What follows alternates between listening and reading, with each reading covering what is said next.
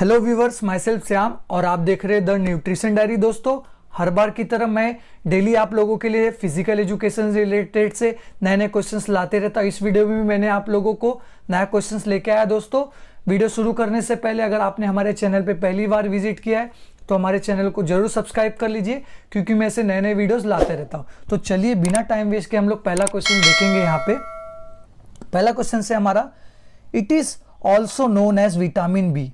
Okay, vitamin B को क्या बोलते हैं?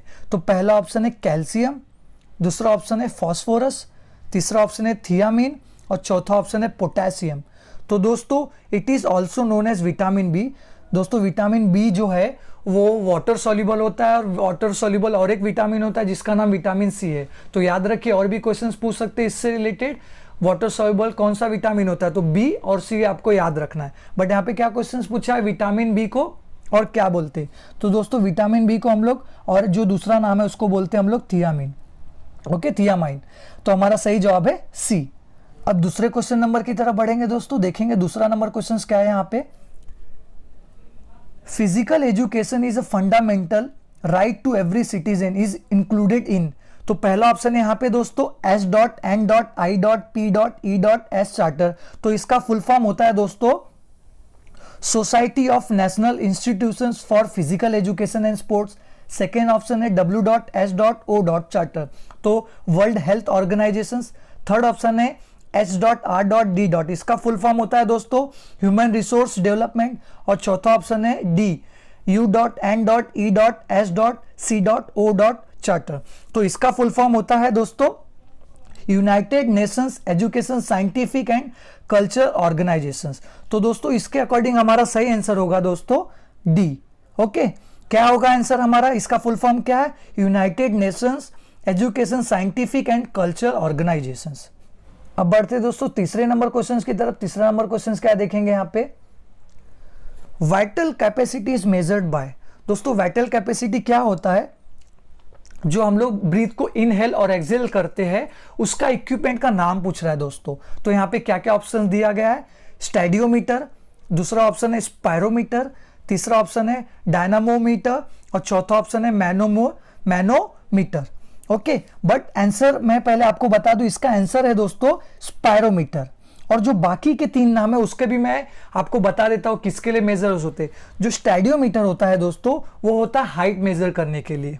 ओके, और स्पायरोमीटर तो वाइटल कैपेसिटी मेजर्स करने के लिए होता है। मैंने आपको आंसर्स बताया। और जो सी ऑप्शन है दोस्तों डायनामोमीटर, ये किसके लिए यूज होता है दोस्तों? To evaluate the maximum static astrometric force of the arm. Okay, strength measures करने के लिए होता है डायनामोमीटर। और चौथा ऑप्शन है मैनोमीटर। तो मैनोमीटर किसके लिए होता है दोस्तों?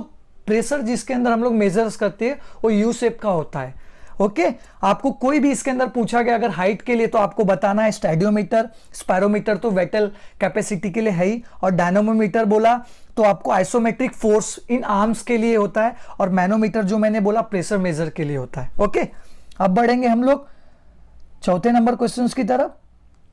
चौथा नंबर क्वेश्चन देखेंगे यहाँ पे क्या है, स्टडी ऑफ जॉइंट कॉल, मतलब जो जॉइंट की स्टडी होती है उसको क्या बोलते हैं? तो पहला ऑप्शन है ऑर्थोलॉजी, दूसरा ऑप्शन है काइनेसियोलॉजी, तीसरा ऑप्शन है एंथ्रोपोमेट्री और चौथा ऑप्शन है बायोमैकेनिक्स।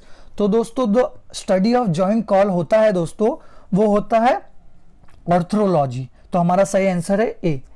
अब बढ़ेंगे पांचवें नंबर क्वेश्चन की तरफ। पांचवें नंबर क्वेश्चन क्या देखेंगे, meaning of group dynamic is. Force को बोलते हैं, पावर को बोलते हैं, एनर्जी को बोलते हैं और इंटरैक्शंस को बोलते हैं। तो दोस्तों, meaning of group dynamic is called as interactions. हमारा सही आंसर है डी। अब बढ़ेंगे छठे नंबर क्वेश्चंस की तरफ। छठा नंबर क्वेश्चंस क्या देखेंगे, the blood cells production process is called. Okay, the blood cell production process is called को क्या बोलते हैं? तो पहला ऑप्शन है हिमेटोमा, दूसरा ऑप्शन है हीमोफिलिया, तीसरा ऑप्शन है हेमियोटोपेसिस और चौथा ऑप्शन है मायोग्लोबिन। तो दोस्तों, the blood cells production process is called as दोस्तों हेमोटोपेसिस बोलते हैं। ओके, तो हमारा सही आंसर है सी। अब बढ़ेंगे सातवें नंबर क्वेश्चंस की तरफ। सातवां नंबर क्वेश्चंस क्या है, Dyer test is related with which game. तो पहला ऑप्शन है टेनिस, दूसरा ऑप्शन है एथलेटिक्स, तीसरा ऑप्शन है फुटबॉल और चौथा ऑप्शन है बैडमिंटन। तो दोस्तों जो Dyer test is related with tennis game. Okay, हमारा सही आंसर है ए। अब दोस्तों हम लोग 8वें नंबर क्वेश्चन की तरफ बढ़ेंगे।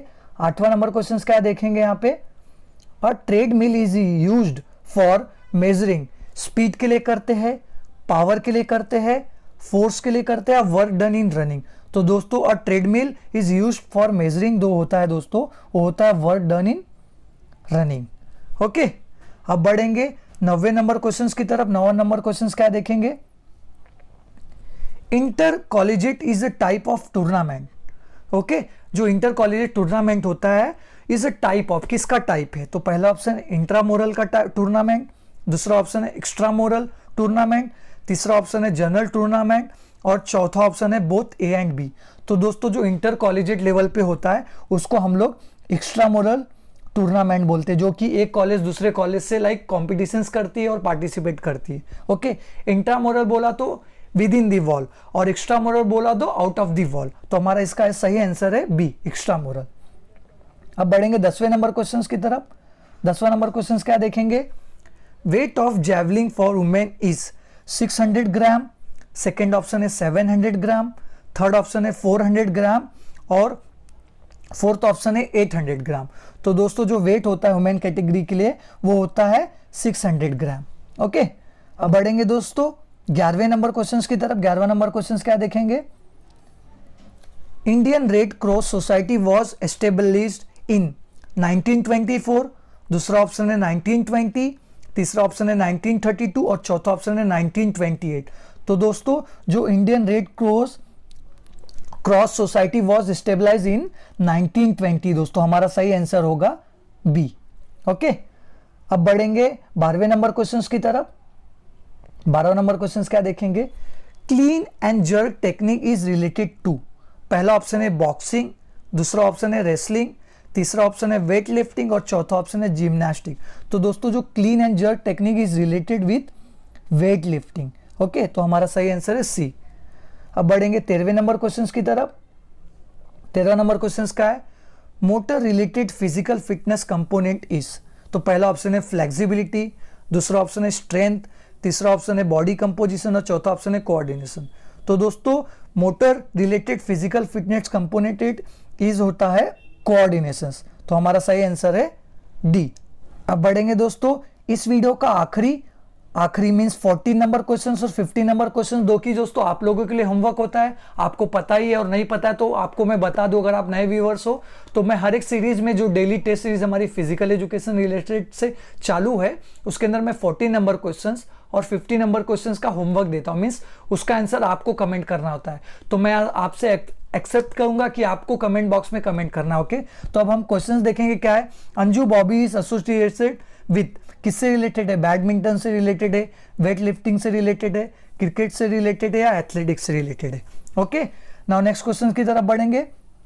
नेक्स्ट क्वेश्चन क्या है हमारा, इस वीडियो का आखिरी और लास्ट क्वेश्चन है दोस्तों, इसका आंसर भी आपको ही कमेंट बॉक्स में कमेंट करना है। In muscles fibre the protein is present in, तो क्या बोलते हैं एक्टिन, दूसरा ऑप्शन है मायोसिन, तीसरा ऑप्शन है बोथ ए एंड बी और चौथा ऑप्शन है none of the above. I hope दोस्तों आपको सारे क्वेश्चंस अच्छे लगे होंगे और अगर अच्छे लगे होंगे तो इस वीडियो को जरूर लाइक और अपने दोस्तों के साथ शेयर कीजिए। और अगर आप हमारे चैनल पे पहली बार विजिट किए हो तो हमारे चैनल को सब्सक्राइब करना ना भूलें, क्योंकि मैं ऐसे नए नए वीडियोस लाता रहता हूँ। Thank you.